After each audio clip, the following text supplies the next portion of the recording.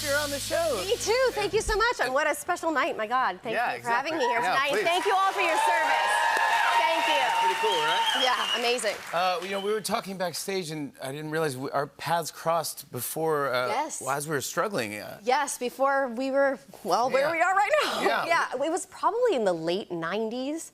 And I saw you at the Improv because one of my best friends was a stand-up, Elizabeth Beckwith, and we went to the Improv, and I remember you were playing guitar to a troll doll.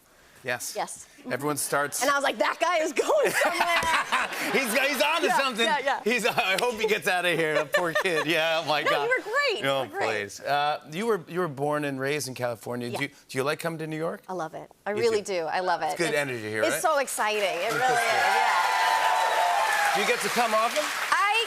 The last time I was here was for my birthday in 2019, and I got to do, this maybe my favorite memory of all time, but I got to, my good friend Regina Spektor was doing a residency on Broadway, and she invited me to come up and sing with her on my birthday. Wow. So I got to be on Broadway, which is like one of my all-time dreams. Did we got to sing I was terrified, of course. I mean, I always get a little nervous. Like, I'm a little nervous now. Yeah, but you have to get on stage.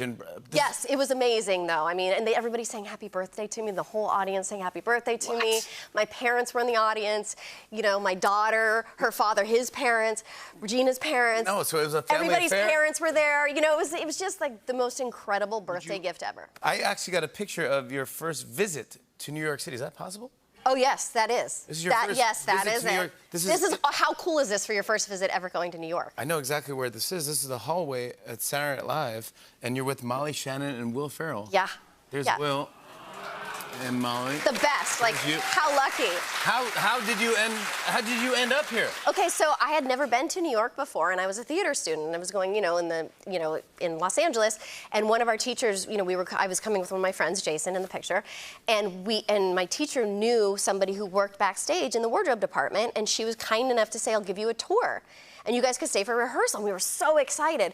But when we got there, we also had tickets to our first Broadway show, and we had spent all of our, hard-earned college money on these tickets, so we couldn't stay for the actual rehearsal, but we got to, be there and meet everybody. You left Saturday Night Live to go see... Yeah, I left Saturday Night... Okay, wait a second.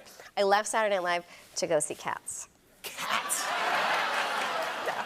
Cats. Wow. I mean, we had fun. No, you gotta go. Everyone's gotta see Cats as well. Probably one of the dumbest things I've done.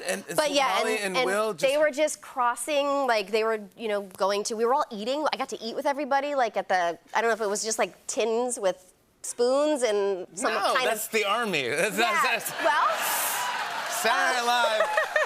We have catering, and I don't know. Yeah, so I got to eat catering with everybody, and it was like John Goodman was there, but the only people who really stopped and took a picture of us was Will and Molly. I mean, they made a point of it. It was so nice of them. And then who would guess? Years later, I would play his wife.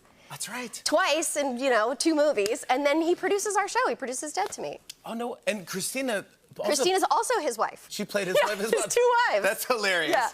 How's Christina? How's she doing? She's good. She says hello. Give her my best. She said to send her love. Her. Yes. Yeah. Dead to Me.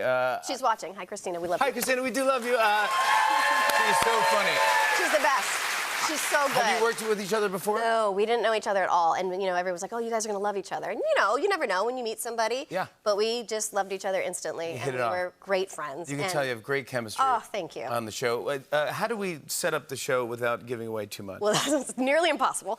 But, it's the last season. So Jen and Judy, if you know the show at all, we're always kind of in trouble and doing something we shouldn't be doing. And the FBI is following us a bit. And so we're on this wild ride this season, sort of finishing up the series. Yeah, and there's a lot of twists. There's lots of turns and twists. Yeah, we'll get ready for that. I want to show everyone a clip. Here's Linda Cardellini in Dead to Me. Take a look at this. I know, we have to talk about it. Which part? That Steve's been found.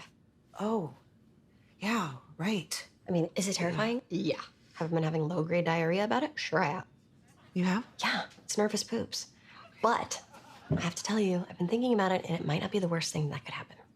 No, that's true. Okay, when we were at the hospital, I kept having this feeling like another shoe was gonna drop. Although I never understood why it's a shoe or why it's dropping. I mean, maybe that's a regional thing. Anyway, I was afraid you were the shoe. Wait, me? How am I the shoe? Well, because of your injuries and stuff, and you were the only shoe that I had at the time. Okay. But then when Ben told me about Steve, I was like, oh, There it is. So Steve's the shoe. Right. Linda Cardellini, everybody! Season 3 of Dead to Me premieres November 17th on Netflix. Hey.